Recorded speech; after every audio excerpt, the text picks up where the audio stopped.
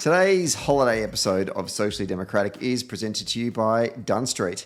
Dunn Street is a progressive campaign agency that specialises in campaigning and community organising. We work with non-profit and community-based organisations, trade unions, progressive businesses and social democratic parties across the globe.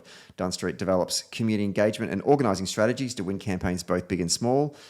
We train engagement staff, volunteers and organisers in leadership and power building, and we help leaders craft their own public narrative that tells a story that unites people and moves them to act together. And if you want to create change in your community, then hit us up at dunstreet.com.au. And today's episode is brought to you by Maurice Blackburn Lawyers. Maurice Blackburn have a Melbourne-based opportunity for an experienced social media and communications professional to support their marketing and employment and industrial relations law teams. If you are highly creative, a technical specialist with strong stakeholder and relationship management skills, then Maurice Blackburn want to hear from you. The campaigns and communication specialist is responsible for executing the social media content plan, largely supporting the employment and industrial law team, but will also have exposure to other areas of the firm. The successful candidate will develop and implement content that will drive traffic and engagement to Maurice Blackburn's practice areas to ensure that the practices remains a leading voice on social media. This is a great job opportunity and will ideally suit an established progressive campaigner looking for a new opportunity in a great professional environment. To find out more about the job or the details and all that kind of stuff, just go to mauriceblackburn.com.au/careers. That's mauriceblackburn.com.au/careers. And finally, today's episode is brought to you by SwiftFox.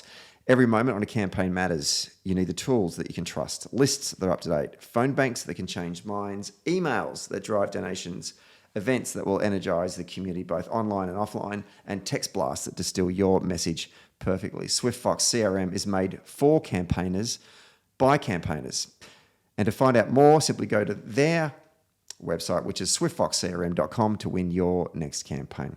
Hello and welcome to another episode of Socially Democratic, your weekly centre-left politics and organising podcast that drops every Friday, that dives into the progressive campaigns of the day and the people leading them from home and abroad, which is not what we're about to talk about because it's our in-between Christmas and New Year episode, our wedge episode, where I get my good friend on the line, Tess Farrell, who we're going to talk about pop culture because we all know that you're probably on holiday at the beach or taking a break or at the cricket or doing something.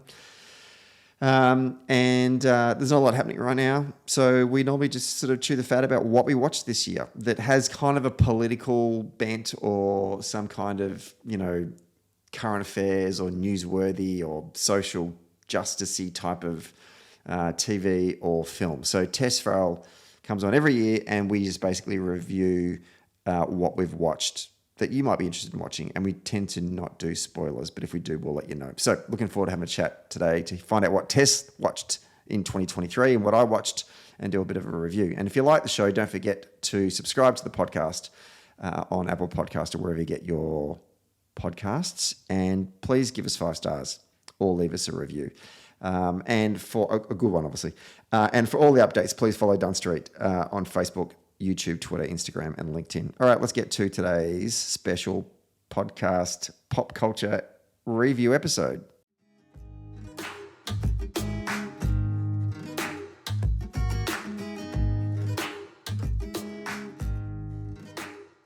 We are taping this one on a Tuesday evening on the lands of the Wurundjeri people. And this is our annual pop culture end of year review episode, and it's we usually try and drop it between Christmas and New Year, and because it's a bit more lighter content than the traditional topics and conversations that we have for Socially Democratic. And once again, for I think the 3rd or 4th year running, to help me break down the TV shows or the movies that we think you should maybe watch whilst you're at the Cape Patterson Caravan Park, is my good friend and I guess our pop culture correspondent, Tess Farrell. Welcome back to Socially Democratic. Thank you, Stephen. I'm happy to be here. I love this time of year where I go back to the list of things I've been watching and realise that I really need to get a life because I've watched way too much. TV and way too many movies this year, but I'm excited to chat through the highlights of the year. Excellent. Have you found in 2023 that, I mean, I know it can be the case every year you sort of think back and go, oh, what did I watch this year? But I feel like this year was even more kind of difficult to think about because of the overhang from COVID, like that when we did it in the COVID years, that 2020, 2021 period, we were kind of like, oh, all these years have all blurred into one, but it's like a hangover from that where I actually had to go, did we watch Succession this year or was that last year? And there were some other TV shows that took forever to then come out again and do the follow-up episode, the follow-up season, like Loki, for example. It's been 2 years since Loki came out. Yeah, there was a lot of that and a lot of winding up of long-running shows. So when that happens, it's like, when did this start? When did it end? Like Succession, like Ted Lasso. So it is hard to distinguish, but I felt like there weren't a lot of groundbreaking new shows this year. But there was a lot of content to consume. A lot of sports, a lot of Beckham. Yes, Kelsey. absolutely. But a lot of crossover, right? Yeah, a lot of crossover. It's been another big year in content. It has. So what we're going to do is we're going to break the episode up into 3 parts. Part 1 is we are going to review the film Rustin. Part 2, we're going to review the film Barbie. And then part 3, Tess is going to run through a number of her, I guess, sort of, we're just going to have a quick fire run through. I say quick fire, I'll probably turn it into like a 40-minute conversation. All the shows that you enjoyed throughout 2023 and have a bit of a conversation. So almost like a Tess's sort of summer recommendations, I guess we could call it. I'm sure we have a name for it. I can't remember now. I think I did have a name, didn't I? Where is it? Where's my run sheet? Yeah, Tess's other summer recommendations. I knew we had a name for it. So that's what we're going to do. Creative. Isn't it? Very creative, very, very instructive. That's what we like. Okay, so no spoilers for Rustin, but maybe some spoilers, but we'll certainly give you pre-warning as we move through when we do Barbie in part 2. So let's get underway, shall we? Starting with Rustin. So some of the basic facts. Rustin is what was released this year, 2023, American biographical drama film directed by George C. Wolfe. And the screenplay was by Julian Brees and Dustin Lance Black. And it's a story about the life of a civil rights activist in the 1960s by the name of Bayard Rustin. Hence the film is named after the protagonist in the show. It's actually produced by Barack and Michelle Obama's production company, Higher Ground, which was interesting to note. And I wonder what other productions will come from this work, because this was very interesting and obviously clearly something that was dear to the hearts of both Michelle and Barack. And the film stars Coleman Domingo in the title role, and his background is mostly from Broadway and the London's West End, but folks may also know him from the TV series Euphoria, and starred alongside a whole bunch of other folks, which we'll get to in a moment. And it's based on the true story of Bayard Rustin, who was a civil rights activist and a community organizer that helped Martin Luther King Jr. and others to organize the March on Washington for Jobs and Freedom in 1963. And for those of you that don't know what that march was, it is the march that where Martin Luther King gave his I Have a Dream speech. And it's currently streaming on Netflix. Quick question to you, Tess. Had you ever heard of Mr. Rustin before this film? A little bit shamefully, no, I had not. So I didn't know his story at all. So it was all new to me. And that was one really great aspect of the film, how they dived in to capture this moment in history about someone I had no idea of. So it was great. And I think that's part of the point, right? Is that we know about, most people listening to this podcast will know about the I Have a Dream speech. I think you'd have to be born on another planet if you weren't aware of one of the most famous speeches given in the 20th century. And I think a lot of people would know about the March on Washington upon which the speech was made, but certainly I don't think many people would have known about the person that organised the march itself. I didn't know about Bayard Rustin myself, and Really? no, That surprises me. Well, I know I didn't, and I did. I was fortunate enough when I went back to university as an adult to get my degree at La Trobe University. I did a full year of there was a subject on African American civil rights, and I've regard myself as reasonably well read on this subject matter, and I had never heard of him. So I was like, wow, okay, this is great. But I guess that's the story of, good organisers. They shouldn't be up front. They should be at the back doing all the work, making sure it all happens. And that's kind of what the story is really about. So sorry, you're about to say something there. No, I was just going to say, yeah, you're right. It's great to learn more of the story from someone who is really in there organising. And to have those really historical figures like Martin Luther King be sort of just second side characters in the film, and just like, oh, that's Martin Luther King, but it not be the central main character. It was very fascinating. Yeah. Okay, let's talk about the plot, shall we? So as I said before, it tells the story of this very charismatic community organizer, Bayard Rustin, who had been around for quite some time.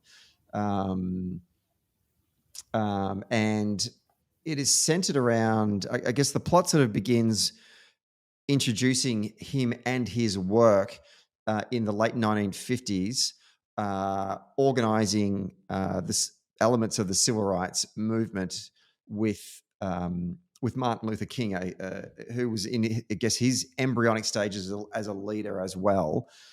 But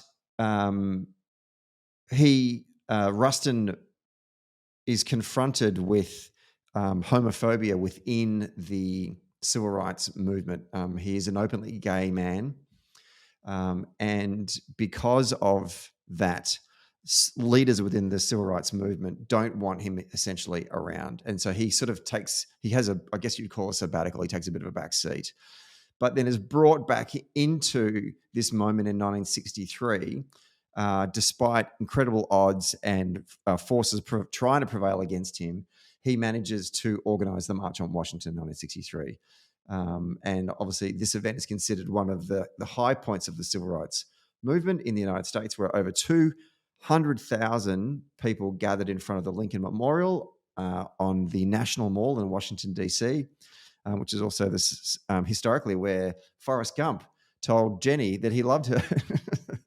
But at this rally, at this event, the speakers there call for the end of racial discrimination in the United States, and it's where Martin Luther King gave his famous "I Have a Dream" speech.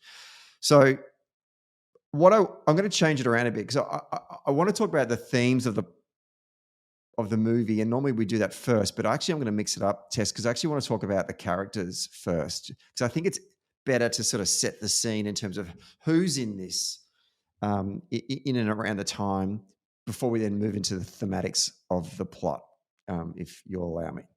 Because you said before, there are a lot of characters in this show, and Rustin is the central character in this movie, and we pass through so many other folks that are actively involved in the civil rights movement at this time. But let's start with Bayard Rustin, who's played by Coleman Domingo. Have you seen him in any other performances? I've never seen Euphoria, but I'm wondering from you, was he an important character in the TV series of Euphoria? I have seen Euphoria, and it's a disturbing show to me. Don't let your teenagers watch it, anyone who has teenagers that are listening. But I didn't recognize him because his character is quite different. He kind of plays a recovering drug addict in Euphoria, and his hair's shorter and he wears a beanie. So I didn't recognize him immediately, but it's not surprising to me to hear that he did a lot of Broadway, because his presence is it's so emotive, like his facial expressions. And I thought he was a fantastic actor to play Rustin. So the character Rustin, the real life character, obviously was, as I said before, was an African American leader in the civil rights movement. He came through it via the Socialist Party in the United States. He was an avid socialist to begin with. He then learned about the practice of nonviolence as a form of campaigning from Gandhi. Not Gandhi directly. I think Gandhi had already been assassinated, but he traveled to India and learned about the movement of nonviolence. And obviously he was a gay rights activist, certainly much more in his later life. He worked with a guy by the name of A. Philip Randolph on the march, on the campaign to organize the March on Washington. And he met Randolph through his earlier career. Rustin had organized the Freedom Rides, which was trying to break segregation on the national bus lines that took folks from the non-segregated North into the segregated South, where Jim Crow was prevalent. And so he played a big role in the Freedom Rides, which was very, very important in the late 1950s. He helped organize the Southern Christian Leadership Conference, which essentially was elevated Dr. Martin Luther King and his leadership. He taught King about nonviolence. And then obviously we then meet him as he is beginning to play a role in the organizing of this particular march on Washington for jobs and freedom. Want to get your thoughts on you've talked a little bit about his performance in the film. What was it that stood out to you about why he was such a great character, or why Coleman Domingo's performance of Rustin was so important? I just thought the expression on his face, they did quite a lot of sort of zoomed in shots of his, just his face throughout the film. And he didn't have to say anything at all for you to know exactly how he was feeling. And I really, really enjoyed that. I thought it was fantastic. And I think it's kind of tackling a lot of things, right? You've got civil rights movement. You've got, well, I guess the gay rights movement wasn't really happening. It was all in secret. There was a lot of different layers to the film. And for him to be able to move between the two, between his personal life and sort of his working life, I thought, that was a great element of the film.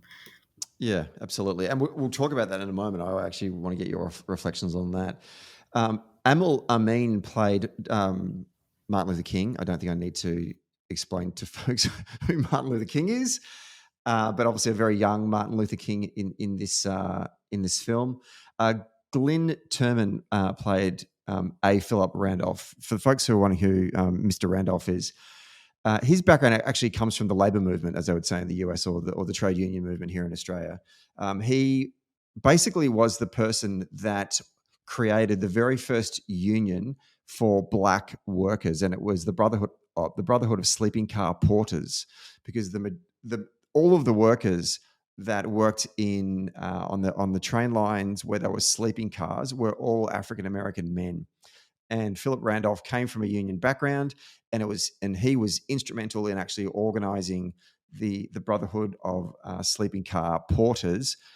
He then was brought into as a co-leader for the Montgomery bus boycott. And if we know our civil rights history, this is the campaign that we all remember when Rosa Parks refused to give up her seat on a bus in the town of Montgomery, Alabama. And that campaign in 1955 and 1956 sought to desegregate the bus lines in Montgomery, Alabama. And he was one of the co-leaders along with Martin Luther King and Rosa Parks and Reverend Abernathy and a number of others. But he was crucial because he was an organizer. That's what he brought to that work, and that's what he was bringing to this march. So he was a very, very important character in this story. Chris Rock turns up and plays Roy Wilkins.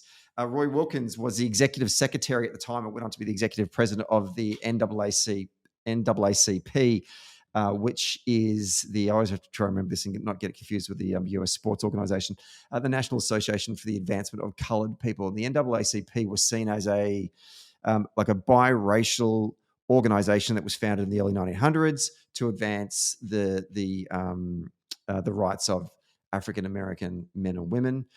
He was seen as quite a moderate activist. He had Chris Rock's character, Roy Wilkins, was he always sought change through legislative means. That was important to the plot and the tension within this particular story.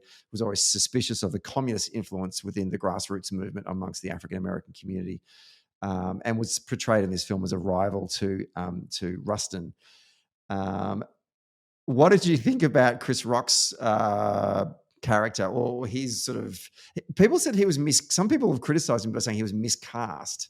I don't know where they're coming from. I thought he played the role quite well. Miscast. I just couldn't get it. Took me about an hour for me to adjust to seeing Chris Rock in a serious role. I didn't have time to look it up, but I did want to know whether or not he has played a dramatic role before, because this wasn't comedy in any way.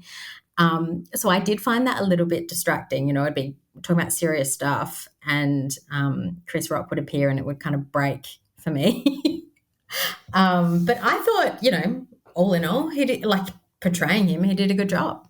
He follows that long list of comedians who have gone into those serious dramatic roles, right? Will Ferrell, Adam Sandler, Jim Carrey. And all of a sudden now we have Chris Rock doing it as well. Yeah, maybe it was the slap from Will Smith that sent him into a new dimension. And here we are in 2023, serious yes. Chris Rock. That's right. Go and think about himself. I need to do something different now. This is stand-up at the Oscars isn't working for me. And then the other person I just want to draw attention, and as I said before, there is a lot of cast members in this, so it could take forever. But Gus Harper plays the role of a guy by the name of Tom Kahn, who was a young white activist. He was an civil rights activist who happens to be white. And was mentored by Rustin and has a on-again, off-again relationship with Rustin. Yeah, I mean, are there any other sort of characters or people that you wanted to lift up yourself that I may have missed? No, those are the key characters. It's very male-dominated, I must admit. There are women in this show, but obviously the civil rights... Coretta Scott King appears. I mean, there's just so many characters that sort of slip in and out. Like John Lewis appears. It's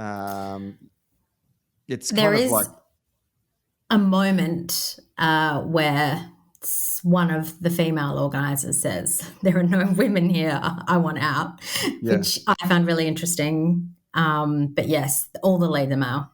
I mean, that was the challenge, right? It was a very male-dominated movement. I mean, not to say there weren't women there, but the leadership was heavily male-dominated. I think it was difficult for African American women to step up into those roles and say, "Hey, I want to take charge of this," right? All the males in the room were making all of the decisions, and funnily enough, all the women were doing sort of the grunt work, you know, the calling, the getting people on buses to come to the marches, which for too long is probably how it's always been. Yeah. And I think to your point, that character, I can't remember who the character was that said that, but that was kind of naming it, wasn't it, for us to say, if we were sitting there watching, going, where are the main female leads in this show? That was them naming it and saying, well, that's half the problem, isn't it, what's going on here?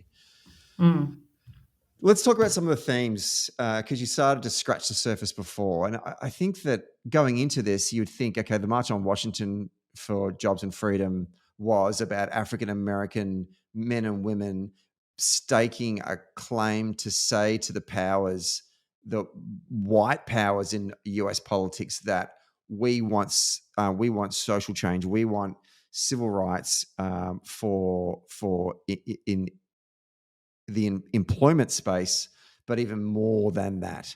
But yet it really isn't a story of black versus white, but more about the internals within the movement itself. And I think that was interesting.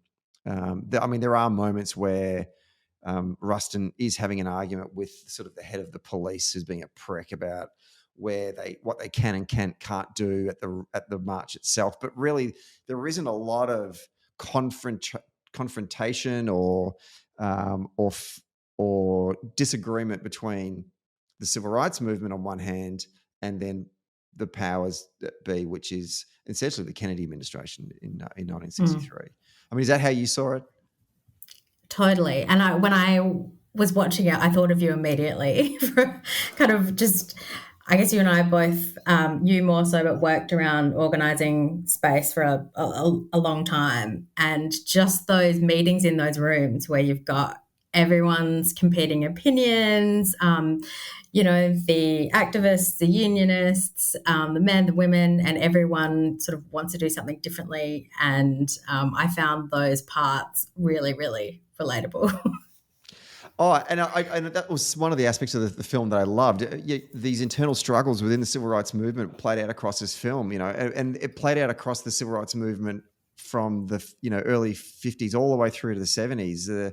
So we have Dr. Martin Luther King representing the SCLC, or the Southern Christian Leadership Conference, predominantly Southern Black Baptist clergymen. So reasonably conservative folk within the civil rights movement. You have John Lewis representing the SNCC, or the Student Nonviolent Coordinating Committee, tertiary students, young people, obviously far more radical in what they want to achieve and what they want to and how they want to go about it. But also you have the NAACP, that, as I said before, the National Association for the Advancement of Coloured People, a biracial movement, one that's had a long history within the civil rights movement, dating back to the early 1900s, and how they want to go about it. And watching this struggle with all of these organisations, and you also basically the forerunner to what eventually would become Malcolm X and the Black Panthers in that room as well. So just this tension and this argument, and poor old Rustin is stuck in the middle of it, because not only is there a disagreement about what should be their strategic goal and how they should go about it, there's also then this second tension, which is you are openly gay and we do not want you a part of this. So there's this tension, which I think is, really, really sad. But not only are they trying to stop the eradication of Jim Crow, and that this movement is based on equality and civil rights and social justice, but they won't afford it to Rustin because of his sexual orientation. And also, what adds to it is that these people who are fighting for equal rights, there's a blind spot because they don't want him to be a part of it. But it turns out that he actually is the best person for this role, but they still don't want him to do it, and they'll do whatever they can to undermine him. And essentially, that is the story of this film and the story of Rustin. Yeah, I think it takes a really good look at how difficult it is to create change and how complicated it is, and specifically for the civil rights movement, just the weight of what they were doing and the huge hurdles that they had to overcome. And yeah, a lot of them were mostly internal, specific to the march. But I thought it did a really good job at looking at all of the ways in which, particular campaigns or particular issues can, they can fail because, there's not a clear strategy or everyone is not working to the same goal. So I think a lot of politically minded people, a lot of political organisers or union organisers would find this very relatable, this film. Yeah, absolutely. And that's the same thing I thought when I was watching it as well. And knowing that you and I are about to do this show, I was like, Tess's background's for the trade union movement as well. She's been in these rooms where people were sitting arguing about how to do this, right? So you named before about the tension between, are there any women going to come into these meetings? The other one that was interesting, I thought, was the struggle over the strategy between particularly the NAACP, represented by Chris Rock's character, and that of the organising community, because the NAACP were the people that paid for the lawyers to go and take to the Supreme Court what became Brown versus the Board of Education, a case that was a landmark historic case in the United States that said that segregating children in schools is unconstitutional. And on that basis, then that opened up the floodgates to then identify where segregation existed in the South and how to overturn it. But the NAACP wanted to continue to do this through a legal strategy, a legal framework or a legal theory of change, whereas organisers on the ground were like, no, fuck that. Like, we don't want to keep on just empowering lawyers to go to take this to the Supreme Court. We can get change through other means. And one of them is to pressure politicians within the Democratic Party to create legislative change. And so this March on Washington is a way of showing our collective strength and our power, and then putting pressure on the Kennedys, in particular. Obviously, JFK was the president at the time, to say you need to create legislative change. And so we saw this strategic tension between the NAACP and Rustin as a representative of the organizer in the room, and seeing how he can pull together those other mighty forces that also wanted to go down this pathway. And that, as an organizer and also as a nerd of this movement, I found that was a moment of the story that I loved. And I turned to my partner, I went, this happened in Montgomery as well. And she kind of looked at me as if, like, I don't know what you're talking about. But that was a significant moment in the story. For those of you who have an interest in this history, I think that would have jumped out for you as well. I don't want to get too carried away with myself, Tess, here. But anyway, that was something I loved out of the story too. Any other reflections about the plot before we talk about the strengths and the weaknesses of it as a piece of cinematic work? No, I think you have it covered. It was quite a deep dive into a moment in history. There was a lot to learn throughout the film, but the central plot we've got covered, I think. Excellent. Okay, let's talk about the strengths to start with. I thought, and I think you named it as well beforehand, the performance by Colman Domingo, I just thought was amazing. I just gravitated to him. I thought he did a great service in his portrayal of the work of community organisers and the chaos that comes with the work, and how he built relationships with the people that he was working with, how he brought people together, how he was so charismatic, how he was led by his values and not by his ideology. But he also wasn't perfect. He had his faults. He got carried away. And I thought the portrayal by Domingo was excellent. That was one of the... I thought he actually carried the film, to be honest with you. I thought that it was the greatest strength. I agree. I think without his performance, it may have fallen a little flat because it was quite dense in the topics that it covered. And I think he really did carry the film. Yeah. Now, there are other things that I did like about it, but I'm going to put it in the other bits section that we tend to do. And I want to now go to the weaknesses. And conscious when I wrote all this out for myself, I thought, God, I've got more weak spots than strong points, but I actually overall loved the film. But here are the ones that I thought were weak. There was a lot of cast members, and they kind of came at you at rapid fire. And I thought there could have been some sort of device that could have helped the viewer better get a sense of who exactly we are meeting in the film, because these characters were super, super important. And at times it felt like, you'd rocked up to a family reunion of your partners and you can't remember everyone's names. You go, who the hell was that? Was that Uncle Joe? Like there was just so many characters coming at you. And I think that to give this plot the gravitas, we needed to understand, because we were basically in the epicenter of the civil rights movement's Hall of Fame right there. It's funny that you say that that's a weakness, because I really liked that about the film. I liked that just kind of glossed over the giants of the movement in the film. But I am also a Google as I go movie watcher. So It's made for people who want to look at, two screens at the same time. Because I was just having a ball on Wikipedia, looking up who everyone was, making sure I got them right, and then, watching the film at the same time. So it's interesting that you found that a weakness. The cast was huge, but that wasn't an issue for me. Well, then I wondered, were there characters in the film that were underused? That was a second weakness for me. Like But the film's about Rustin.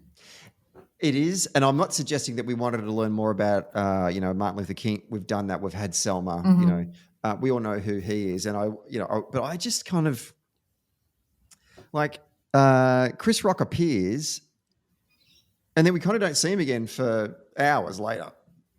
And I'm like, well, why did you bring Chris? Like, I get it. Ray Wilkins plays that role, but I just thought, for example, I thought Chris I thought Roy Wilkins. I thought Chris Rock was very underutilized. I thought Philip Randolph was also very much underutilized. He was such an important character, and there were important scenes that were in the film, but they were just kind of like, you're trying to bite off more than you can chew. Yeah. I would agree with that. Think about the time you've got, right, to land this story. I'm sure it would have been hard for the editors to work out what to keep and what to lose. I don't know. I just sort of.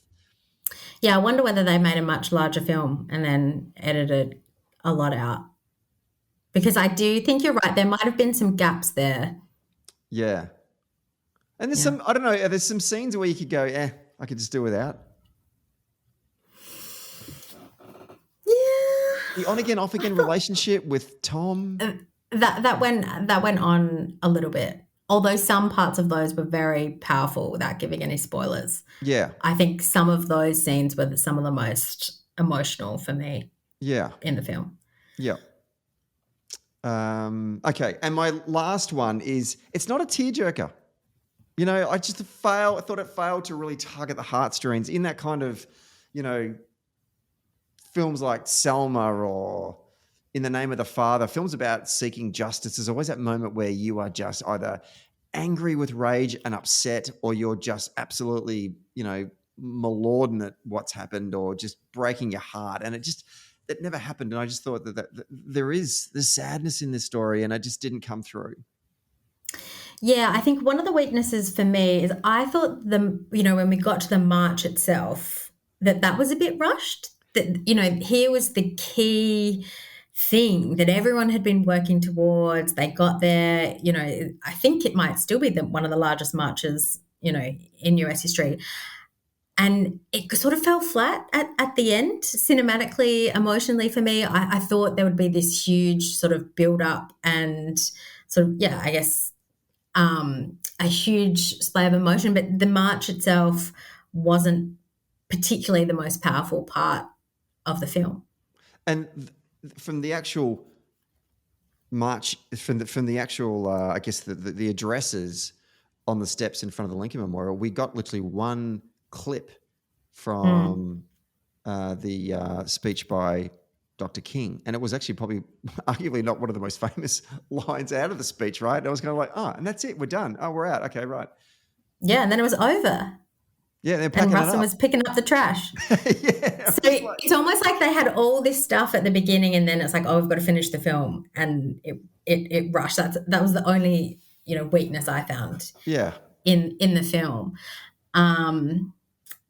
And, you know, I guess maybe they did interject some real footage. I think that looked to me like real footage. Yep, they did. And maybe that sort of, I don't know, took away from it a little bit, sort of took you out of the moment of the film. Yeah. Because it's so obvious when it's switching between old footage and what they had filmed. But yeah, the ending sort of lost it a bit for me. Let's take a quick break to talk about SwiftFox. Every moment on a campaign matters. You need the tools that you can trust. Lists that are up to date, absolutely. Phone banks that can change minds. Emails that drive donations, and events that will energize the community online and offline. And text blasts that distill your message perfectly. SwiftFox CRM is made for campaigners by campaigners. And to find out more, go to swiftfoxcrm.com to win your next campaign. Okay, let's get back to the show. Any other weaknesses that you saw before we move on to the other bits? No, that was it. Okay. So the other bits I've got, here's one thing that's interesting. I Have a Dream speech is not the name of the speech. Do you know the name of the speech that Martin Luther King gave on that day? No, I don't. Can you just tell me? It's called The Fierce Urgency of Now. Oh. And in fact, if anyone has done public narrative training, in particular the story of Now, we use this particular speech to talk about a great example of combining both hurt and hope, and then creating this urgency that we need to act. And that's why the speech is called The Fierce Urgency of Now. He does use that phrase in the speech itself, but obviously we all famously know it's I Have a Dream. Rustin was posthumously awarded the Presidential Medal of Freedom by Obama in 2013. Actually, this is more trivia than anything. The music soundtrack. I love the music soundtrack. It has a jazz score, and obviously jazz, an American, modern American form of art, so synonymous with the civil rights movement, plays throughout it. A lot of this jazz is actually new jazz has been written, and there's some old stuff in there as well. But I thought the music was great. I thought it really set the scene. A lot of it's set in New York, has a real New York vibe to it, some stuff in DC as well. But, broadly, it had this New York vibe about it, and you can't do that without jazz. And I love that. I thought that was fantastic. And the other thing that I loved was the fashion. Any film that's set in the late 50s, early 60s in America is going to bring that great, 60s, early 60s vibe. It's got this very Ivy design, the Oxford long sleeve Oxford button downs, the rep ties, the jackets. And that was the style of particularly a lot of civil rights leaders in those days, because they wanted to present themselves as well-dressed activists to try and counter this narrative by those in the South that, all of these black activists were just barbarians. And so they wanted to look cool. So they basically dressed very Ivy League. And in fact, there's a book I should recommend for folks if you like that kind of stuff called Black Ivy that actually details all of the kind of clothes that the civil rights activists wore, as well as a lot of the jazz musicians as well. So I love I love the costumes of it. It was very, very, very cool. Do you have anything that you want to add to that, Tess? I'll look at the locations for me really were great. I thought some of the shots in DC were beautiful. When Rustin is having that conversation with the police about organising the march, and the Lincoln Monument is behind him, and they seem so small compared to it. The locations were great, and the music was great. There's some Otis Redding in there, who is my favourite. So I think you nailed it. Very good. Favourite lines. My favourite lines were, which is right at the start, actually. He says, on the day that I was born black, I was also born homosexual. They either believe in freedom or justice for all, or they do not. And that quote kind of sets the scene. And another sort of favourite moment of the film, I guess, is early. There's a quote about the unconstitutionality of segregation, and then it slides through this sort of slow motion montage of these sort of instantly recognizable chapters within the civil rights movement leading up to this moment, including Ruby Bridges, who was the young student who was being guarded by the National Guard as she walks into her school. The first black student to be integrated in Louisiana, Elizabeth Eckford, being berated on her way to class in 1957, all these white students screaming at her. And the other one was Anne Moody, who was sort of this stoic civil rights activist at a sit-in in a diner as food's being thrown at her and all these white protesters are screaming at her, and sort of setting the scene before we begin this journey, just to remind folks about what had gone before to get to here. And I thought it was a very moving, touching moment, which I loved a lot. That was my favourite quote too, the one about, on the day I was born. I teared up in that scene. I thought that was very, very powerful. Yeah, and probably a close second was actually when Martin Luther King went on TV to defend him. Yeah, that was great. Yeah. I guess at the end of it, for me, the personal story, as much as I loved all the organising, all the strategy stuff, it was really the personal story of Rustin that made me enjoy the film so much, I think. Agreed. Last question, which is obviously, who are the social democrats in the show? I mean, obviously, it's a political campaign type movie.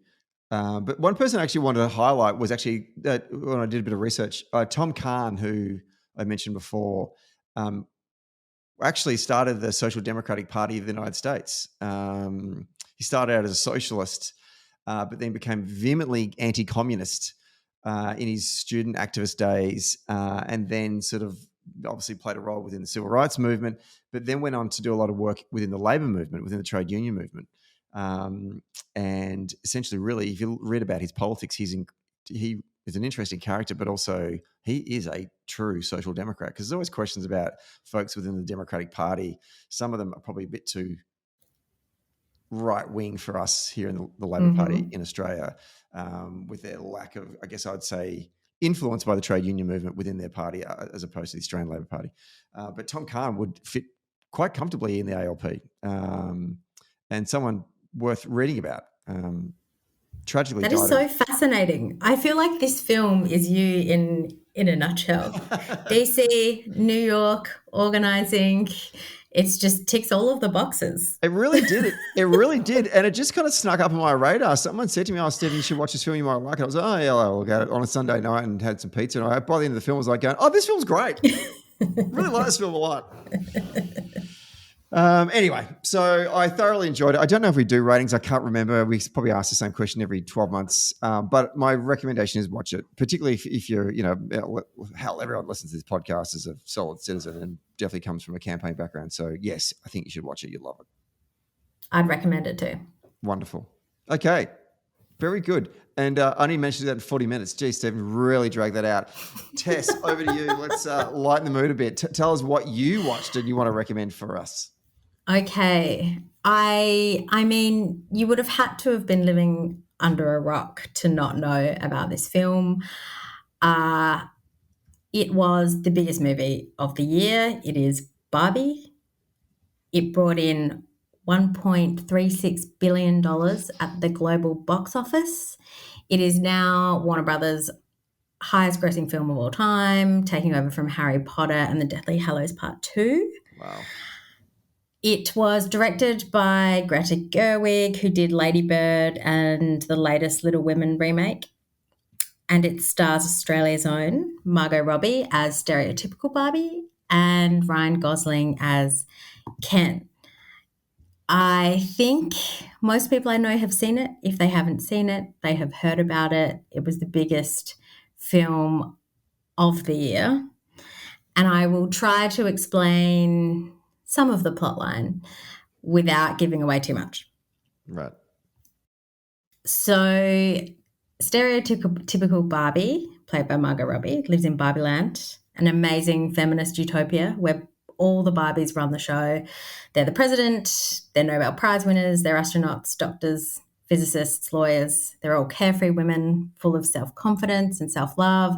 They have their own dream houses, incredible wardrobes, perfect love heart-shaped waffles each morning. And it's all perfect. They do dance routines. Kens are off on the side somewhere, not a central part of it at all. And it's all hunky-dory until stereotypical Barbie has a thought about death, which she isn't meant to. And then all of a sudden cellulite appears on her thigh, which is not meant to happen to Barbies either because Barbies have perfect bodies.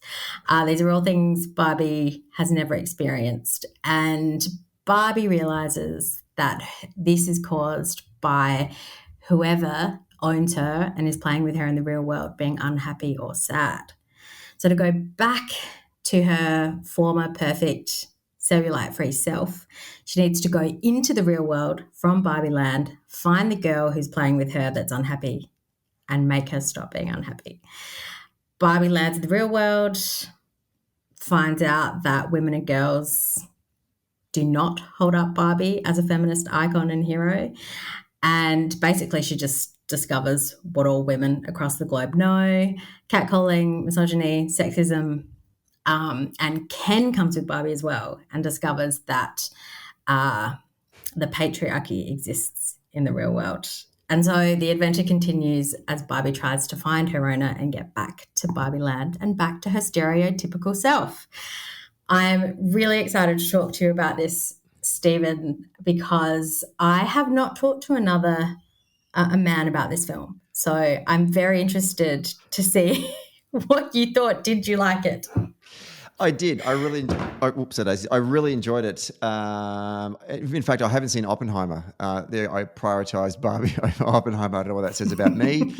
But I was really curious as to how do you make a film about a child's doll and turn it into something that is basically becoming a pop culture sensation. And I kind of got it when I went and saw it. I thought it was really, really good. I know we're going to go into sort of breaking it down, but broadly speaking, I just thought it was a very tight film. I thought it had a beautiful message. I thought it was very, very well constructed. It looked amazing. Like you couldn't look away from the TV. Really, really, really enjoyed it. I thought it was a lot of fun. Yeah, I mean, that's the first time I've had to explain the plot to anyone. So it sounds bonkers, and it is, but it all kind of works. And I mean, the central characters there are obviously stereotypical Barbie, who's Margot Robbie, Ken, who's played by Ryan Gosling. There's Weird Barbie, a Barbie who's been played with too much, who's played by Kate McKinnon from Saturday Night Live. The Mattel CEO is played by Will Ferrell.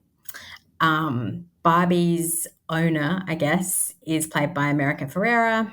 The Barbie creator herself, Ruth Handel, is played by Rhea Perlman. And there's a little cameo there. Do you know who narrated the film, Stephen? Oh, now you're testing me.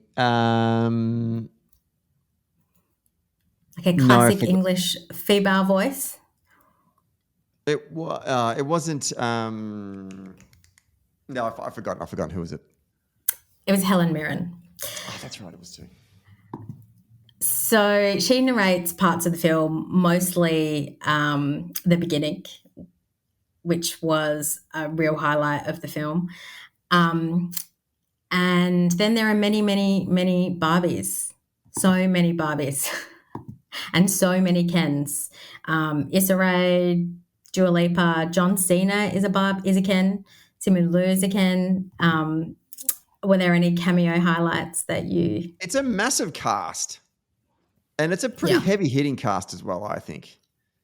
And that's that impressed me to, fair props to Greta for being able to run around Hollywood and say, hi, making a film about a child's doll. Really want you to be in the show. Because, if you're the agent for some of these actors, you'd be thinking, what is this all about? Has there ever been a film made about Barbie before, and not landed, just been... No, really I think this is the first one. Yeah, right.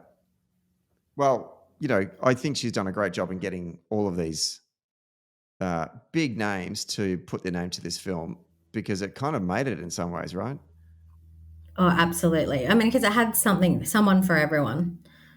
A lot of the cast of Sex Education were Barbies and Kens too. I can't believe how many famous people. The budget for this film must have been absolutely huge. If there was only some sort of device that could tell us what the budget was. Hang on. While you're talking, I'm going to find out exactly what the budget is. What did you say? Gross 1.44 million, right? So 1.36, I think. Right. So 1.4 billion was the box office at this point. The budget was 145 million. Wow. It has made bank. They ran out of pink paint producing this. That does not... Because they painted so many of the sets. Like, the world was short of pink paint to try and get this film up and running. The sets are amazing. I mean, you can't, if you're going to make this work, right, you can't stuff up the sets, because that's part of the whole Barbie thing, right? It's just that all the accessories that come with Barbie.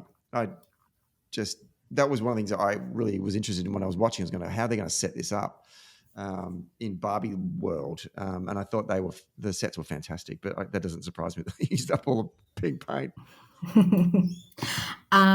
Really, the highlight for me was bringing the humor element along with talking about serious issues, about the patriarchy, about gender equality, and melding them together in an amazingly pink, beautiful, and fun, hilarious satire.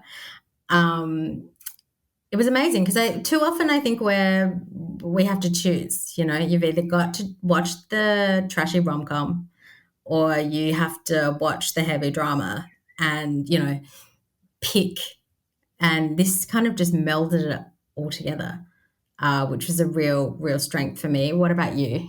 Yeah, well, I mean, this was the controversial part, wasn't it? There was elements within certainly, I don't know if it played out too much in Australian commentary, but maybe Sky After Dark, but certainly in the United States, in a lot of the right-wing media, they were all, that it was like, oh, here we go, Hollywood's at it again, trying to teach us lessons we don't need to hear, blah, blah, blah, blah. And I was like, oh, for fuck's sake, like, just watch the film and just acknowledge that, you know, all in this world isn't exactly Skittles and rainbows for the opposite sex, you know, and just enjoy the piece of art that it is. But no, there had to be all these big issues about it. I just thought it was a bit ridiculous. But yeah, no, it was very, very clever. That's probably the best way I could describe the film. It's a very clever film. Would you have taken a child to see it? I would take a teenager to see it, definitely. Yeah. I think it would go over, I mean, I don't know, maybe 10-year-olds in 2023 are smarter than a 10-year-old when I was 10. But it would have went over my head as a 10-year-old. But I think as a teenager, I think it's actually probably a great film to take them to. I don't know. Would you? It's kind of hard. I think a lot of it would obviously go way past them, but I think it still has those great messages about equality and what the patriarchy means for women, and what it can be like, you know, if we work together and stick together. So it's yeah, I think there are still good messages in there, but probably not for kids. Too long too, and maybe a little bit too boring. Well, particularly for this generation, you can't seem to watch a film without looking at 30 other different screens as well. But I reckon that you don't think that would this be a film that could hold a teenager's attention? Did it hold your attention? Like, did you find yourself, you weren't Googling Barbie, were you, during watching it though, right? No, I wasn't. I was in a cinema full of women watching it. So I wasn't Googling as I was going. And I guess because I didn't need to, because they were all things that I was very familiar with. But I have lost my train of thought. What was the question? Did it hold your attention, basically? Oh, it did hold my attention the whole way through. Do you know the only part where I dipped out for a little bit was the very famous Ken scene, the I'm Just Ken song moment. Yep. I thought went on for a little long. I liked the beginning and I liked the end, but in the middle I sort of dipped out. What were your thoughts on Ryan Gosling's I'm Just Ken hit? I love Ryan Gosling. He's I can't say enough about the man. I think he's fantastic in everything that he does. But I'm not a musical kind of film goer anyway. Like if I see songs break out, I'm like, really? Do we have to do this? I just and I hate when films sneak in musicals without me knowing, because otherwise I wouldn't have went and seen it. True story. Almost went and saw Hamilton until someone told me, oh no, the whole thing's a musical. I was like, oh right, okay. Are you saying you haven't seen Hamilton? No, never. I just couldn't do it. You would like it, but it's a musical. You don't know how much I hate them. Just don't sing to me, you know? Just don't sing to me. So yes, I'm with you. It annoyed me. I just didn't. I was like, oh yeah, you know, like, and all the spin-offs. There's been spin-offs like in SNL. They did one recently when what's his name, who used to be on SNL, went back on the show. They did a piss take of the Ken song. I was like, it just didn't do it for me. I'm not a musical guy, so I didn't like that. Having said that, though, I thought he was great. Loved it. In fact, my favorite quote, which we'll get to later, is actually a Ryan Gosling quote. Very interesting. Well, yes. So the extensive Ken Ballard was a weakness for me, and I think this isn't actually the film itself, so I'm not sure if it's fair to criticise, but the marketing campaign in the lead up to Barbie seemed to really grind on everyone's gears. Everyone was doing it, donuts, toys, everything was Barbie themed before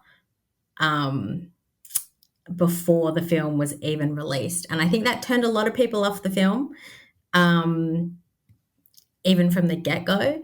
So I'm hoping that people still went, I mean, obviously people still went to the cinemas and saw it. But I think for some people that really was off-putting, the whole marketing shebang. It worked though, right? Because everyone rocked up. You could tell you could tell who was going to a Barbie film, going to watch Barbie that night, because they were basically decked head to toe in pink. Yeah. So that everyone was proven wrong, which was great. Yeah. The music, a moment for the music. Yeah. It was the music in the film was all produced by Mark Ronson, so I'm not surprised that it was amazing. And he wrote the I'm Just Ken songs. On the soundtrack, you've got Lizzo, Dua Lipa, Billie Eilish, the Indigo Girls. I didn't know who the Indigo Girls were before this film. Did you? No. I'm looking at the You list still now. don't know who they are? No. I don't know who. Actually, I'm really showing my age here now because I'm going to struggle to know who. I mean, some of their names look familiar, but if you'd asked me to tell me what they wrote, I wouldn't have a clue. It's very hip now soundtrack. I was listening to it for months afterwards.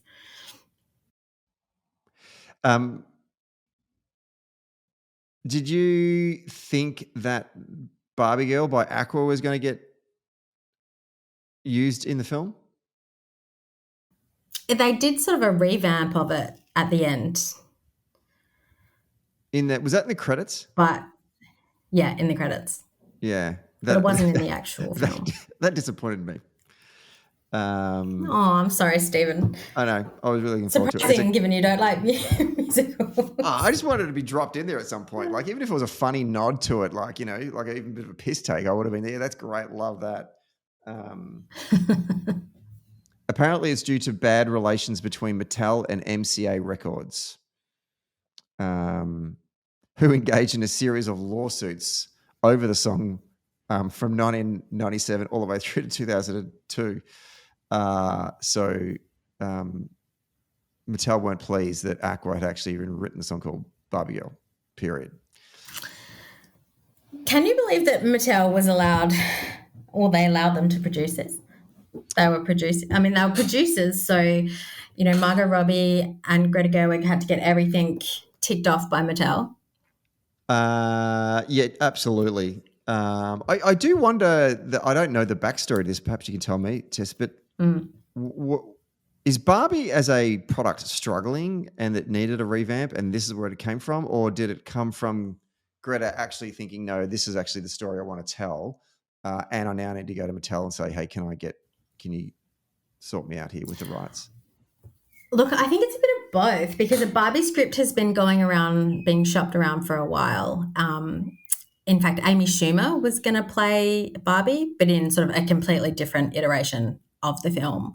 Mm-hmm. But Barbies have definitely been on the decline. So this is a huge win for Mattel in terms of sales and bringing Barbies back into play. But I was just really surprised that Mattel, because throughout the film, they make some very strong points about capitalism and consumerism and body image for women, and how women, how Barbies made women feel about their bodies, really unrealistic expectations. But I just, it was a progressive move by Mattel, which really surprised me.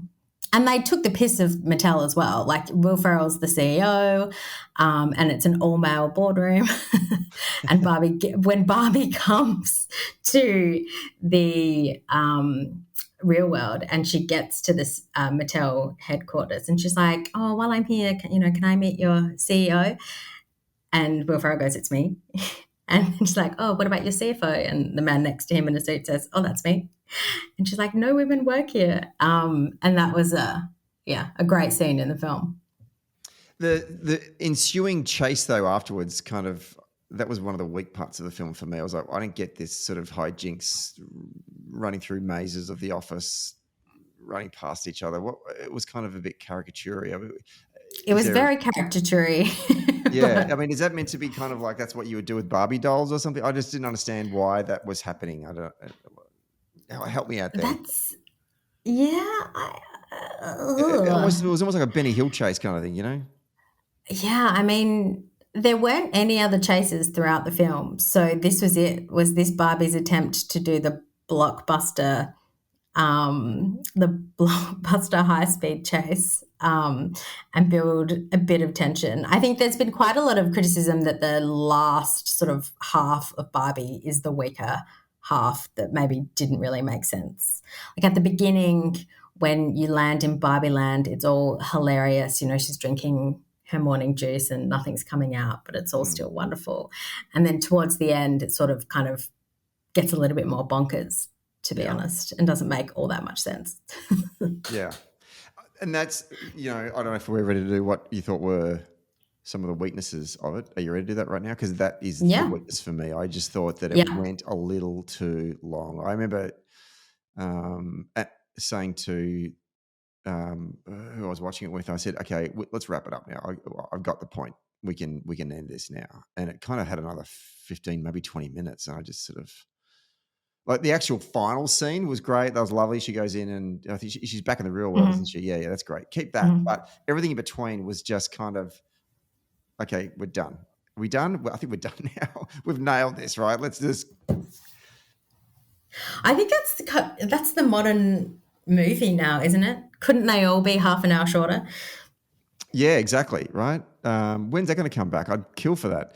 I would love just an hour 15 movie.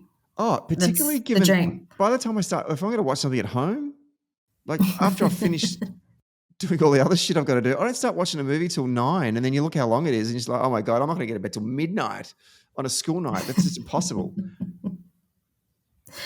Did you have any other weaknesses? Just no. The length, the singing, no aqua. And Kate McKinnon's character, I don't know. Undecided. I thought she was hilarious. This is an interesting question for you because when I watched Barbie with my boyfriend, I had to explain to him, like he had never played with a Barbie. He didn't have any sisters. He didn't know that her feet didn't, touch the ground, that they were always pointed. Yeah. And a lot of the physical acting in it, so, Weird Barbie is often in the splits and she has her hair, shaved or cut or manically. And, for women, it's like, oh, yeah, I had a Barbie like that. I had Brenda from 90210 Barbie and we cut all her hair off and like Sharpie marked all over, tattoos all over her body, which is what Kate McKinnon's character is. But I think for some people who don't know what Barbies are, they would have completely missed that element of the film. Did you grow up with Barbies? No, I didn't. But I had cousins that did, and I still distinctly remember sitting down with one of my cousins, and she said, like, we're going to play Barbies. And I said, okay, no worries. Now, I'm not unfamiliar with the concept of playing with dolls. Like, if you're into Star Wars, the whole Star Wars toy thing was based on basically miniature dolls. They're figurines, right? So it's not like, so I know Han Solo and Luke Skywalker and all the dolls and all the little figurines that came with it. So when I started playing with Barbie, I sort of picked up the first one and said, what's her name? And she said, Barbie. And I went, great. And then I picked up another one. What's her name? She said, Barbie. No, that can't be right. And I picked up the bloke. Oh, what's his name? Ken. Great. Picked up another Ken. What's his name? Ken. They can't all be called Ken and Barbie. And I just couldn't understand it. I couldn't get my head around it because, what kind of world is where they've all got the same name? And so I just kind of chucked it in, got up and walked away. So that was the extent. But I certainly, held one in my hand long enough to know that, yes, the feet and the whole, the body language and that kind of stuff. But I wasn't really aware of it also had to be explained to me, the freaked out Barbie. What was it called? Messed up Barbie? What was it? What was Kate's? Weird Barbie. Weird Barbie. Because I guess girls, just get bored and start cutting chunks of hair out of Barbie. Is that right? Is that what happens? Yeah, set them on fire, all sorts of things. Did you play with Barbies? That's the question. I did. We had a lot of the 90210 Barbies. I had a Barbie caravan. Yeah. No, I wasn't hugely obsessed. Favorite Barbie that you had? It was fun. Jenny Garth's character from 90210, we had her. What's her name? I've forgotten. She was blonde and beautiful. Not Brenda. Brenda. Brenda was Shannon Doherty's Canada character. Jenny Garth's character was. She dated Steve. I've got the song singing in my head.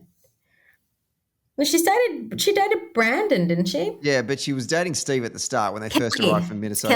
Kelly, very good. Kelly Barbie. Yeah. I did that without Googling. All right, I'm conscious of time. So we touch on music, sets, costumes were incredible. Any other bits you wanted to mention? No, I guess just sort of the things that happened around it as well. The stuff that came with the show. I thought that was really interesting. Like just a lot of the memes, the rivalry between Oppenheimer and Barbie, and that meme I saw where there was this pink explosion in the distance. I don't know if you saw that one. No, I just saw everyone making themselves into, because you know how that I'm lawyer Barbie, I'm astronaut Barbie. And then, people were like, I'm Ozempic Barbie, and like putting them, I'm single mother Barbie. I saw all of those ones and enjoyed it very much. And obviously this year's Halloween was very much dominated in terms of the costumes by either Barbie or Oppenheimer. So it clearly really made such an impact outside of just being a film, which you got to, give props to, right? Yeah, it was the film of the year. It really exploded everywhere. We haven't talked too much about the characters, but just the casting of Margot Robbie as Barbie. Is there a more perfect person to cast as the main Barbie? What Barbie was she? Traditional Barbie? Stereotypical Barbie. Stereotypical Barbie. I mean, is there anyone else you could have cast that would fit or would be better than Margot Robbie? No, she is perfect. No notes. And in fact, the film mentions that, as well. It kind of, Helen Mirren comes in with her narration and says, if you want Barbie to be real and more realistic, maybe you shouldn't have cast Margot Robbie as this. When Barbie starts to sort of lose her stereotypical Barbie beauty. Because Margot Robbie is absolutely stunning. I thought she just was perfectly cast, and I sort of similar to Rustin. I think had she not played Barbie, it would not have been successful. That's a great point, actually, and a good had she. Reflection. Sorry to cut you off, but had she not produced it as well? So she was a producer along, and also the star character. So she had a lot more control over her character. And I thought, that was really important to the film because it could have been a real mess. Yeah. Oh, one other thing. Sorry. Yeah, no, absolutely. Yeah. What are we doing next? Because I just want to get your thoughts on the whole South China Sea controversy. Did you pick up on that? Oh my gosh, no. Tell me about it, please. So it's called the 9-line controversy. Obviously, there's a dispute in the South China Sea between a whole bunch of countries in that area. And the controversy was over the alleged appearance of the 9-line, a depiction of the South China Sea from Chinese perspective in the film, which began when Vietnam's censorship authority banned the film for allegedly displaying such lines. In contrast to the Philippine counterpart, instead requested the lines in question be blurred. And both countries have banned the films for including this actual 9-line. So it's this disputed border between Right. China, Vietnam, Taiwan, Malaysia, Brunei, and the Philippines. And it was in there. And apparently the Chinese lost their shit about it. Wow. I had no idea. That's Biden crazy. doesn't need that right now. He's trying to make friends with them again, and this happens. It's all Barbie's fault. Why did Barbies get blamed for everything? I know. Who knew? Which is also another key part of the film. All right. Favorite lines. All right. You go first. I've got one. It's just the one that made me absolutely piss myself out aloud. There were two really standout lines for me where I sort of teared up. America Ferrera's big speech about how hard it is to be a woman. That really struck a chord with women across the world. I didn't find that that engaging, which was, I don't know, surprising to me. But I did tear up towards the end of the film, and the Ruth Handel, who's played by Rhea Perlman, the creator of Barbie, she says to Margot Robbie's stereotypical Barbie, "We mothers stand still so our daughters can look back to see how far they have come." And I found that to be really powerful. I don't know. I'm one of three girls, and a lot of women in my family and extended family, so that meant a lot to me. And also that scene where Barbie's in the real world and she, for the first time, sees an old woman, because in Barbie land there are no old women, they're all young. And she just turns to her and Barbie says to the old woman, "Oh, you're so beautiful." And the old woman turns back to her and says, "I know it," and smiles. And it was just a beautiful moment, I think. They were the top lines for me. What about you? Well, I'm going to bring it down a notch because I'm just going to come up with one of the lines, which is by Ryan Gosling, which is towards the end when he says, "To be honest, when I found out the patriarchy wasn't about horses, I lost interest."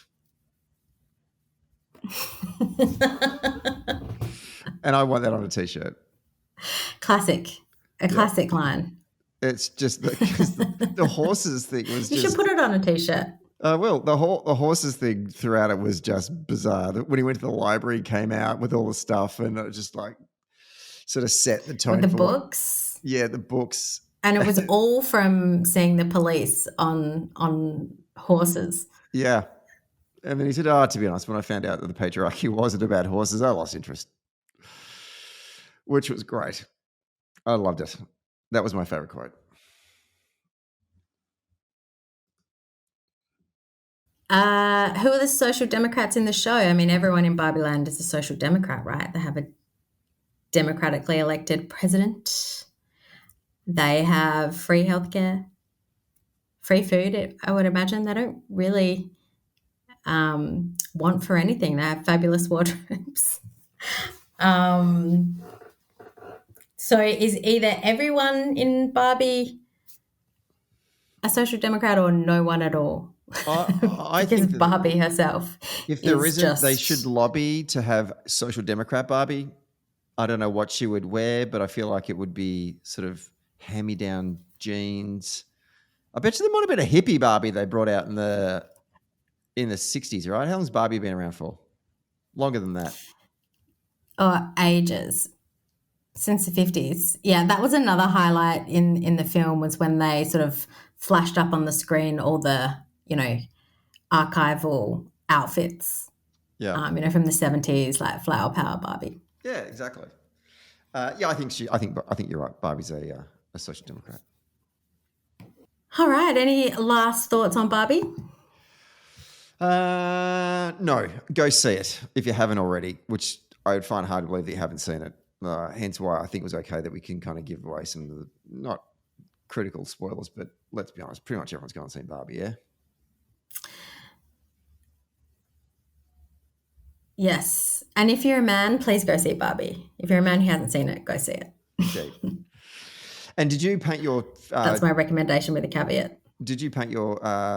it's hard to tell because the camera's a little bit foggy, but do you have pink... what do you call it? Fingernails? Have you painted your nails? No, I have red nails today. They look pink on the picture. All right. Very good. Thank you, Tess. Good job. Sorry. Let's now move to part 3, which is Tessa's other summer recommendations. And you're going to rip through some of them, and we're going to talk about them. Over to you. What are your recommendations for folks to watch whilst they're at the beach? So, if you are looking for things to watch, there are 2 of my favourite TV shows of the year. The first is Deadlock. It is an Australian dramedy. It is based in a really small town in Tasmania where a dead body washes up, and it's a murder mystery. It is hilarious, so unexpected, Australian. I love it. Have you seen it, Stephen? No, I haven't actually. I've heard a little bit about it, I think. It's not scary. It's hilarious. Though, is it? No. Not that I'm worried about scary films. It's a comedy. Oh, right. Okay, good. Yes. What channel is it on? It is on Prime. Prime. Very good. So, yes, I can't contribute to that one, I'm sorry, but I've heard good things. The other one is Morning Wars, which is on Apple TV. Jennifer Aniston, the host of America's morning show, very popular morning show, and she gets a new host, which is Reese Witherspoon's character, Bradley Jackson. There are 3 seasons, and this year they released the 3rd season. And you've watched Morning Wars? I have. I finished it. Because I loved it. I was obsessed. It's like glossy trash, but I loved it so much. Basically, it's like a lowbrow version of The Newsroom, which was done by Aaron Sorkin, which I also really loved. So it's obviously it's a fictional story, but they talk about real news events. A lot of the Me Too movement, COVID, the pandemic, going into lockdown, and then, the riots on the Capitol Hill building. It really captures everything. What are your thoughts on The Morning Wars? I'm glad you said it was trashy, because I also liked it. And I kept on asking myself every time I watched an episode, why do I like this show? Because it's not that good. But I couldn't stop watching it for some reason. And I don't know whether it was escapism or whether there was nothing else on. But I finished it. I watched all 3 seasons. I don't like any of the characters at all. Or maybe I like a couple, which you can talk about in a moment. But broadly speaking, like the main character, Jennifer Aniston's character, Alex Levy, can't stand her. Absolutely can't stand her. Have no sympathy for her whatsoever. Think she's selfish, self-centered, narcissist, shit at her job, makes dumb decisions. Yet I couldn't stop watching, and I don't know why. I think because it's done very well to tap into news, current events, and it is very glossy, and it just keeps you on the edge of your seat. And I agree with you. I don't really like any of the characters either. But it has a great supporting cast. Well, that's what I wanted to ask you. Were there characters you did like? Because I was thinking, is it just me? Am I just a grumpy bastard, or...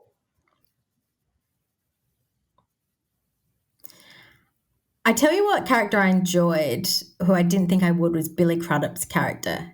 And he's the head of, like, the network.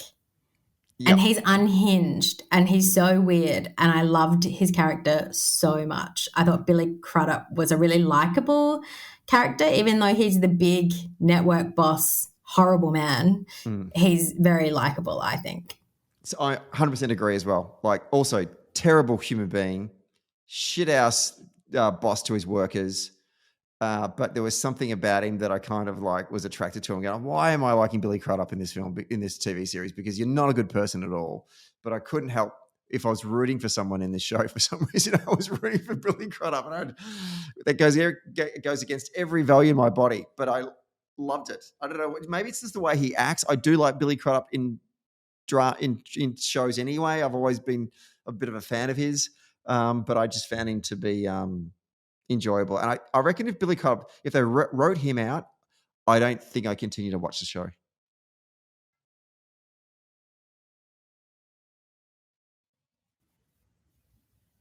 I don't know what your Oh, thoughts that's are a on that. big call, but yeah, that's a big call, but I agree. He really drives, I mean, a lot of the plot line, really. And he is very, very entertaining. But if you're not in it for Jennifer Aniston or Reese Witherspoon or Billy Crudup, John Hamm was in the latest season of Mad Men fame. Who else was in it? Juliana Margulies of The Good Wife was in it. It's star-studded. It's actually the perfect summer watching. It dips into the dark at times, but it keeps you drawn in inexplicably, it would seem, for you and I. Yeah, yeah, and it's interesting as well because, and maybe we'll talk about it in a moment, but it was a I think also because actually no, when I think that's through, because it's loosely based on NBC, but it's kind of like based on all of the major networks in the US, NBC, ABC, CBS, right? And the challenges they're facing, this mainstream multimedia networks and how they remain relevant and all of that kind of stuff. So that is an interesting topic to consider as well. But it's also interesting at the same time as whilst Succession is going on, because they're both two drama series about media, but one is actually about inside the media house, whereas the other one is more about the kind of playing with the media.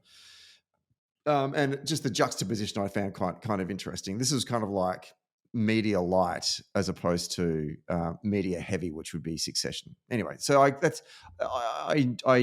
enjoyed it from that perspective. And bringing in John Hamm kind of freshened it up in the third season, and the fact that they were basing it on what was happening in our lives. Me Too movement the first season, bit of Me Too, and then moving into COVID in the second season, and then coming out of COVID and then into January 6th in the third season. There's a relevancy to it that makes you go, oh, I actually wouldn't mind seeing what they think of something that is incredibly contemporary in our lives. And I thought they did an okay job of creating a story that ran through these moments in real history.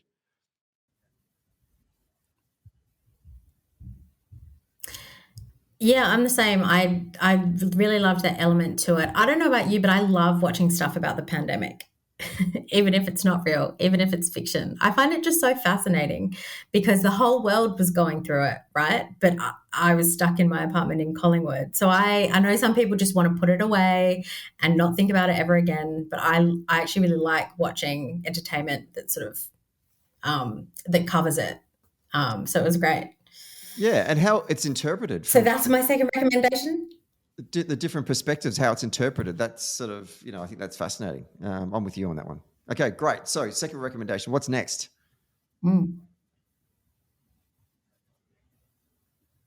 Succession. I mean, anyone who loves it has already seen it. If anyone who hasn't started Succession, they should start it this summer and watch it, I think. Did you like the final season, Stephen?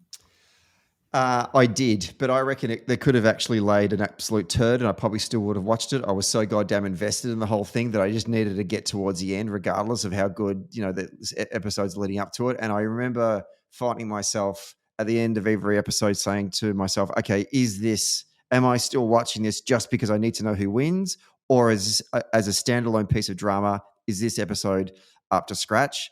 And I kind of not that I made a spreadsheet about it, but I wasn't that far away from making a spreadsheet about it. I found that the final season, broadly speaking, was good drama because of, and I won't give a spoiler, but because of what happened in episode 3, because I was like, holy fuck, I did not see that coming. And right, you've brought in something pretty significant early, whereas in the previous seasons, it just slowly built up to this big crescendo in the final episode where you go, oh my God, that's amazing. I can't wait for the next season. Whereas this one, they kind of turned it upside down. They threw a bit of a spanner in the works, which just set yourself up for going, where is this going for the remainder of the season? I thought the final season actually was really, really good, really outstanding.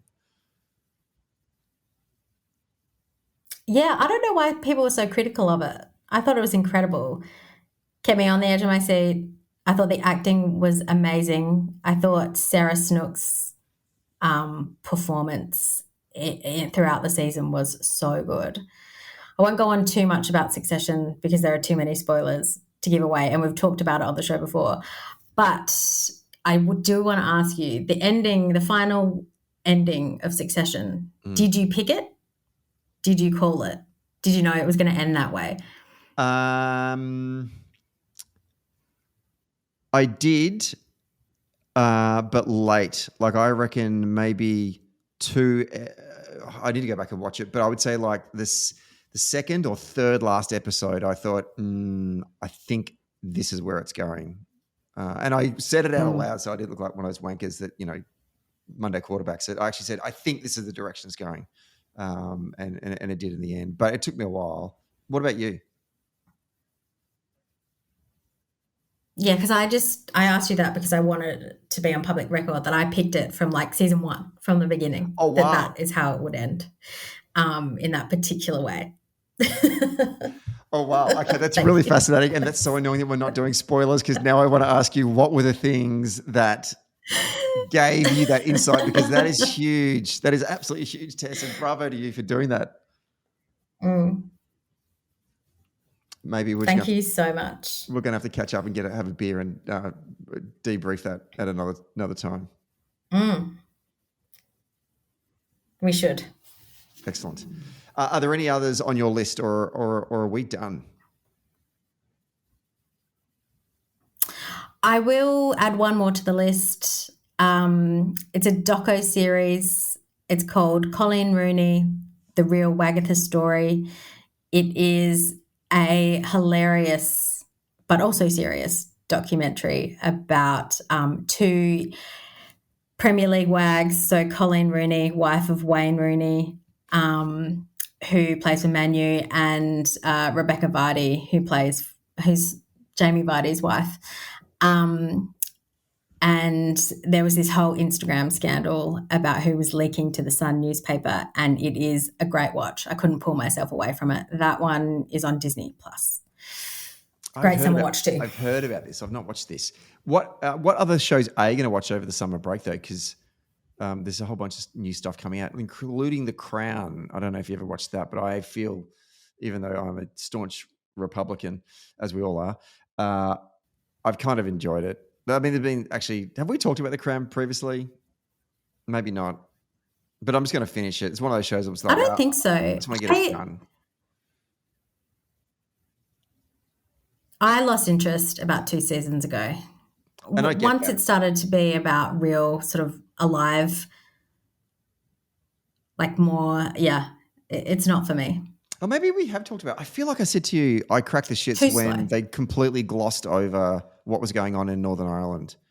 Because I was waiting for them to come to what happened on Bloody Sunday. We must have talked about The Crown. Going to Bloody Sunday. And they ignored it. I was like, you literally covered an avalanche in the south of Wales, and that was a whole episode, and you can't cover the murder of 14 innocent civilians at a civil rights march in Derry. Like, come on, this is meant to be on British soil, in air quotes, and they just skipped over. I cracked the shits for a while, but anyway, I've kept on watching them for some reason, so maybe I'm the fool. Anyway, Tess, thank you so much for doing this again. I certainly hope all of those folks that are listening to today's episode that you got something out of it and you got some things to watch over the summer break. It's been thoroughly enjoyable, and I actually think I'm going to get back and watch Barbie again just to recheck some of your notes from today's unpacking of that wonderful film. Thanks for having me, Stephen. This has been a fun chat, and happy holidays, everyone. Indeed. Happy Hanukkah, Merry Christmas, and have a happy New Year in the coming days.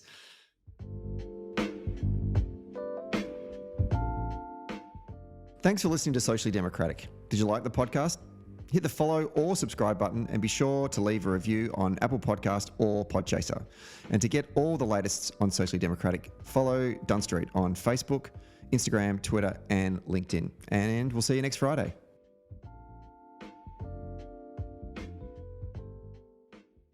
Today's episode of Socially Democratic was brought to you by Morris Blackburn Lawyers. Maurice Blackburn lawyers have spent more than a century paving the hard path to justice for everyday Australians, and they've helped over 500,000 Australians turn their situation around, and they know how the system works. Their experience and skills means that you'll get the best results possible. To find out more, go to their website, mauriceblackburn.com.au. Maurice Blackburn, experience you can count on. Socially Democratic was brought to you by SwiftFox. Every moment on a campaign matters. You need the tools that you can trust, lists that are up to date, phone banks that can change minds, emails that drive donations, events that will energise the community online and offline, and text blasts that distill your message perfectly. SwiftFox CRM is made for campaigners by campaigners. To find out more, go to swiftfoxcrm.com to win your next campaign.